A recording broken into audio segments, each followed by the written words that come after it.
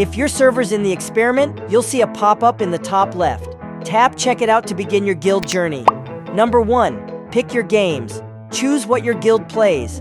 You can always update it later if you switch from Battle Royale to Cozy Farming. Number 2. Select playstyle. Very casual, casual, hardcore, very hardcore. Number 3.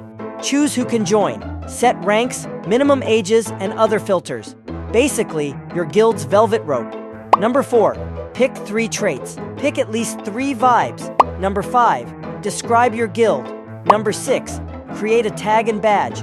4 character tag plus a badge. Customize the colors too. Number 7. Banner time. Pick a color scheme or use the eyedropper tool to make it aesthetic. Number 8. Set up an application. Ask fun questions like, why join us? Or favorite dinosaur. Sign the charter and you're done. Congrats, Guildmaster. Now go forth and conquer. Or vibe. Up to you.